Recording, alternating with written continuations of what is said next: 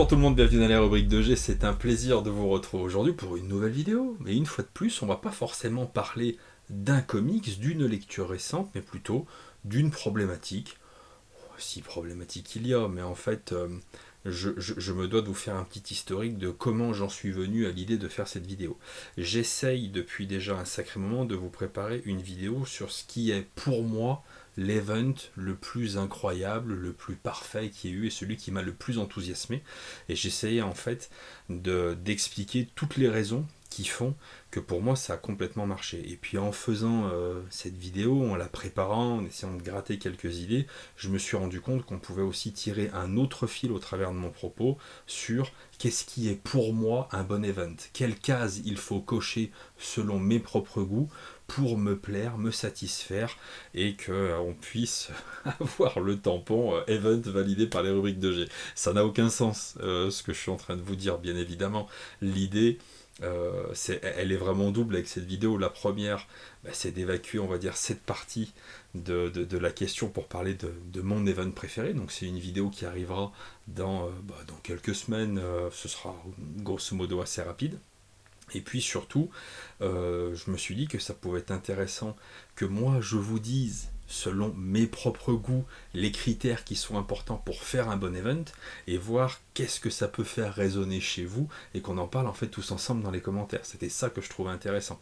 Ne prenez surtout pas ce que je vais vous dire pour c'est ça et rien d'autre. Je vais l'expliquer un petit peu avec ce ton, avec cette conviction, mais il n'y a pas de...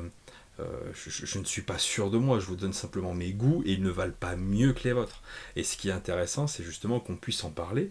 Peut-être que je vais exprimer des idées qui vont résonner chez vous et voilà, ça va vous intéresser. Peut-être que je vais dire des trucs où vous n'allez pas être d'accord, vous allez contre-argumenter et où du coup ça va faire naître chez moi peut-être des changements d'avis. Enfin voilà, c'est le principe même du débat. C'est pas une opposition, c'est un enrichissement mutuel. Grosso modo, c'est ça l'idée, hein, voilà. Alors, et puis pourquoi j'ai eu envie de faire cette vidéo? Alors c'est beaucoup plus tourné vers les events Marvel. Moi je suis un enfant de Marvel, si on peut accepter ou non cette postérité, ce label, cette appellation. Je ne suis pas du tout certain qu'on puisse le dire comme ça, mais vraiment, enfin, je lis du Marvel depuis quand même de nombreuses années, et donc j'ai vu, notamment ces dernières décennies, une certaine progression, une certaine augmentation en fait des events, et il y a très très souvent, notamment ces dernières années, ces derniers mois, un paquet d'events du côté de chez Marvel qui, pour moi, ne remplissent pas toutes les conditions nécessaires pour que je puisse les trouver vraiment intéressants, ou en tout cas pas les appeler event. Et puis moi je viens aussi d'une époque, attention ça fait vieux con, où il y avait des events et puis il y avait aussi des crossovers, et j'ai l'impression que très très souvent en fait qu'on a un point culminant dans une série, c'est un prétexte pour Marvel pour essayer d'en faire un event, parce qu'on sait que les events font vendre, ça permet de pouvoir faire des tie-in, etc., etc., et puis tout simplement à un moment donné d'avoir l'opportunité de faire parler de soi. Voilà, il y a vraiment c'est un objet de communication aussi l'event maintenant, complètement.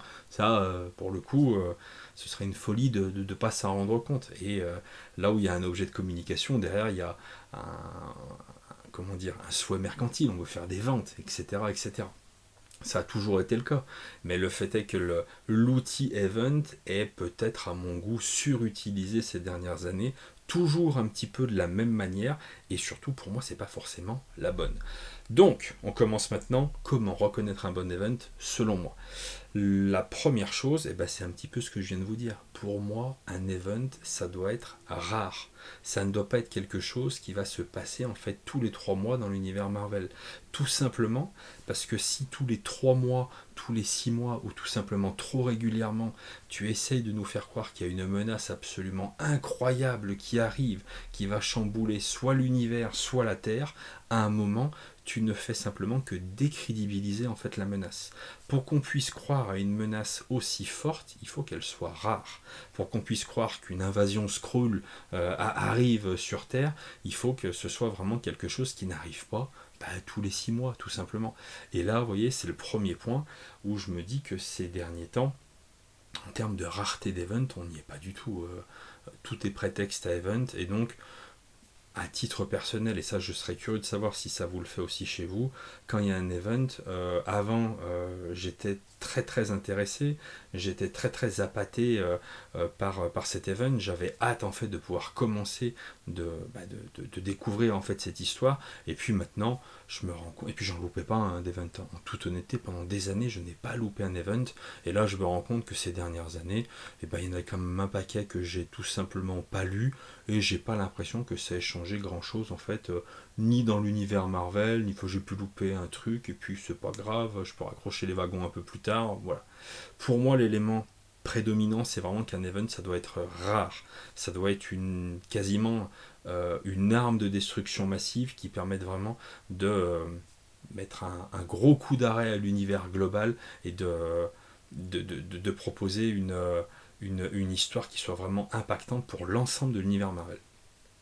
Et c'est aussi du coup le deuxième point, le deuxième critère qui est pour moi extrêmement important. Un event se doit de s'appuyer sur l'univers Marvel existant, sur ce qui est en train de se passer maintenant, et en faire une force.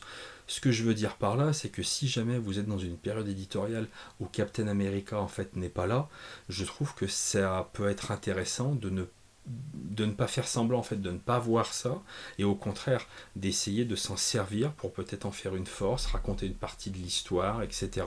Peut-être en faire même si c'est dans le sous-texte et tout, mais c'est important que l'event il puisse s'appuyer sur l'intégralité de l'univers, enfin l'intégralité, la majorité de l'univers Marvel, et de savoir exactement où il en est. Et ça, c'est un point sur lequel on reviendra quand je vous ferai la vidéo sur l'event qui est pour moi mon event ultime, parce que c'est vraiment une des bases de cet event ultime, c'est de savoir sur quoi tu construis ton event. Et tu le construis en fait sur les personnages, la situation, etc. Mais surtout sur l'état actuel de l'univers Marvel, les forces en présence, qui est mort, qui est disponible, qui est au fin fond de l'espace, etc. etc. C'est important que les auteurs aient une pleine conscience du statut de l'univers Marvel au moment où ils font leur event. Je ne sais pas si je suis très clair, mais en tout cas dans l'idée c'est ça. Un autre truc, c'est que un autre point pour moi absolument essentiel, peu importe la menace, ça peut être ce que vous voulez, pour moi un event, il doit obliger la communauté super-héroïque à intervenir, à être partie prenante en fait de ce conflit, à la fois physiquement, parce que tu te doutes qu'à un moment donné il va y avoir évidemment un affrontement, mais ça doit aussi les impliquer au niveau psychologique, ou les faire s'interroger au niveau des valeurs. Ce que je veux dire par là, c'est que pour moi un event qui est ce qu'on va appeler du pampan la bagarre, où c'est simplement une force qui va s'opposer à une autre, ça n'a pas vraiment énormément d'intérêt, si ce n'est que celui de voir un gros affrontement. Moi j'aime quand les héros en fait ils se posent des questions, quand ça fait résonner en eux, et donc forcément en nous, dans le lecteur, des doutes, des interrogations. Et vous allez voir aussi dans la prochaine vidéo que l'event que j'ai choisi, il y a vraiment de ça. C'est-à-dire que les héros qui s'impliquent dans cette histoire, émotionnellement, sur le point de vue des valeurs, de ce genre de choses, je trouve que c'est important en fait que ça les questionne. Parce que moi, ça me permet en tant que lecteur de beaucoup plus adhérer tout simplement aux propos et à l'histoire. Et je me sens beaucoup plus proche des héros, des différents protagonistes. Un autre point qui est intéressant, et là finalement ça va se diviser en deux points, et qui est une source en fait de désaccord entre les lecteurs. Il y a ceux, même s'ils sont pas 150 000, enfin après j'en sais rien du tout, je vous dis ça, mais il y a vraiment des gens en fait qui dans les derniers events aiment lire en fait tous les tie-in, tout ça, et donc enfin voilà, on en vient à la question des tie-in. Et les tie-in ils sont pour moi obligatoires, mais il y a deux types de tie-in. Le premier type de tie-in qui est important, c'est les tie-in qui vont avoir lieu en fait dans des séries réelles. C'est pas un tie-in qui va être créé spécifiquement pour l'occasion, c'est vraiment par exemple vous avez un event qui arrive, c'est pas forcément un event autour des 4 fantastiques, mais pendant 3-4 numéros, et ben vous allez voir estampillé sur la couverture des 4 fantastiques le nom de l'event, et vous savez que la série 4 fantastiques, la série elle-même est en train de devenir tie-in, de participer à cet event. Et ça c'est super important, parce que de la même manière qu'on est obligé, en fait, je trouve, de s'appuyer sur la situation de l'univers Marvel au moment où l'event commence, je trouve que c'est très très important pour un event de savoir s'appuyer sur des séries fortes, des séries qui font vendre, des séries avec des auteurs qui ont une bonne réputation, ce genre de choses, et tout simplement d'impliquer les plus grands héros de l'univers Marvel dans cet event. Si vous faites un Secret Invasion, mais que vous avez les 4 Fantastiques, les Avengers, ou je sais pas qui en fait, un Spider-Man, qui sont pas du tout en fait impliqués dans cet event, qu'ils le survolent, leurs séries ne sont pas impactées par les événements cataclysmiques qui sont en train de se passer, et tout simplement, votre événement, pour moi, il perd en intérêt. Il perd même tout simplement en attrait, voire même en valeur, je trouve. Parce qu'un véritable event qui chamboule l'univers Marvel, qui est un véritable événement, se doit d'emporter avec lui, peut-être pas toutes les séries de l'univers, mais quand même un bon paquet. Et ensuite, l'autre point, c'est vraiment sur les tie-in, j'ai envie de dire, purs. Il n'y a pas un event, sauf erreur de ma part, où il n'y a pas des tie-in qui sont spécifiquement créés à un moment donné autour de cet event. Là, c'est pas des séries qui vont devenir tie-in, mais c'est vraiment des tie-in qui sont créés. J'en ai un en tête, mais qui était évidemment, que moi je trouvais complètement pourri, si je dis pas de bêtises, c'était dans Absolute Carnage, c'était les tie-in, Scream, tout ce genre de trucs. Là, je trouve, on peut pas y échapper en fait à ce genre de tie-in, mais je trouve que c'est important pour un event, pour les gens qui vont diriger cet event, d'accorder vraiment de l'importance à ce type de tie-in. Évidemment, on doit pouvoir s'en passer, mais si on les lit, il faut que ça apporte un petit quelque chose de plus. Il faut qu'il y ait vraiment un vrai intérêt. Il faut qu'on se débrouille pour apporter un éclairage soit sur un personnage vis-à-vis de cet event, soit qu'on puisse au travers de ce personnage, nous raconter éventuellement les coulisses d'une partie de l'event, mais qui n'est pas forcément essentiel. Moi, j'ai vu trop souvent en fait des tie-in de séries ou tie-in. Je ne sais pas si l'expression que j'emploie est vraiment la bonne, mais ça aussi on peut en parler dans les commentaires, il n'y a aucun souci. Mais dans les tie-in purement créés en fait pour l'event, j'ai vu trop souvent des trucs, mais qui ne servaient mais strictement à rien, vraiment. Et je dis pas que les tie-in purs ne doivent pas avoir, doivent avoir absolument une importance primordiale, mais je trouve que ça doit apporter quand même un petit quelque chose, un petit plus, ça me paraît quand même véritablement important. Et l'autre point, qui est, à mon sens, le dernier, après il y en a un autre, mais qui est pour le coup peut-être un petit peu plus optionnel, mais qui est important, le dernier vrai gros point, c'est sur les conséquences. Vous ne pouvez pas avoir un event où il n'y a pas de conséquences réelles, impactantes, marquantes et durables. On sait que rien ne dure jamais réellement, ou trop peu de choses ne durent réellement en fait dans l'univers Marvel. C'est trop souvent en fait trop vite rebooté, où on fait comme si ça n'avait pas existé, etc., etc. Mais c'est super important, je trouve, qu'à la fin de l'event, on ne retrouve pas l'univers, les héros, les personnages, totalement dans le même état que quand on a commencé l'event. Ça, c'est vraiment important. Et pour moi, ce qui donne vraiment encore plus, c'est l'aide de noblesse à un event, c'est qu'à la fin d'un event, moi j'aime bien que ce soit en fait une espèce d'appel d'air, une espèce de bouffée d'air frais, et que à partir de cet event-là, on puisse quasiment repartir sur une nouvelle période éditoriale, qu'on puisse repartir sur un nouveau statu quo. Et donc c'est pour ça que je reviens sur mon premier point, il faut que les events y soient rares, parce que tu peux pas avoir un nouveau souffle éditorial tous les 3 mois, c'est pas possible.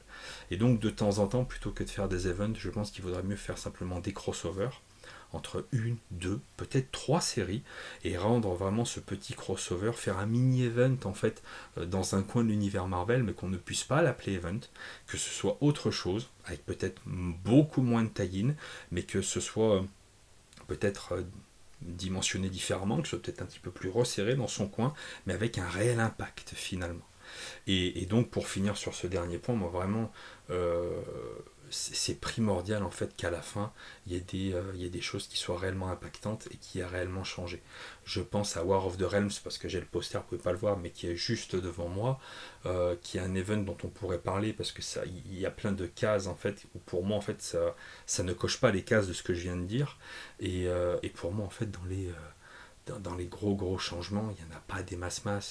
Bon, Thor devient Thor, enfin il n'y a pas assez. L'univers Marvel n'est pas bousculé après la guerre des royaumes. Vous voyez, on est quand même sur un moment donné, c'était un événement absolument cataclysmique qui nous était proposé, et puis finalement à la fin, allez hop, on reprend, on repart sur autre chose, et puis il n'y a pas tellement de conséquences gigantesques, hormis dans Thor, et encore, ouais, vite fait, quoi. Vite fait. Et puis l'autre truc qui est pour moi en fait un point qui est optionnel parce que c'est pas obligatoire mais c'est quelque chose que j'aime beaucoup.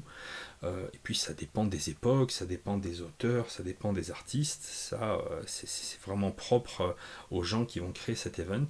Mais moi j'aime bien que l'event fasse résonner en nous, chez le lecteur en fait, des événements de société, des grands faits marquants, ce genre de choses, et que les events, d'une certaine manière, sans le dire d'une manière trop frontale, permettent au lecteur en fait de réfléchir à l'état actuel de notre monde ou sur un sujet de société.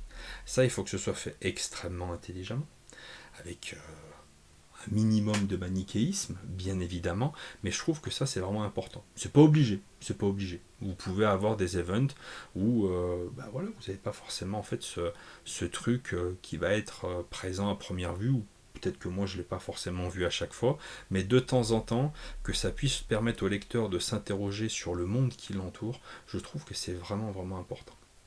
Grosso modo, ça, tu vois, c'est un peu tous les petits points qui me semblent vraiment importants pour qu'on puisse donner la qualification event. Un vrai, beau, gros event qui va durer, qui va compter, non pas simplement pour le héros concerné, mais pour l'univers Marvel. C'est ça le truc. C'est que pour moi, un event, ça part éventuellement d'un héros, ça part éventuellement d'une équipe, mais à la fin, c'est l'univers Marvel qui est réellement impacté par cet event, et c'est l'univers Marvel qui est marqué par cet event.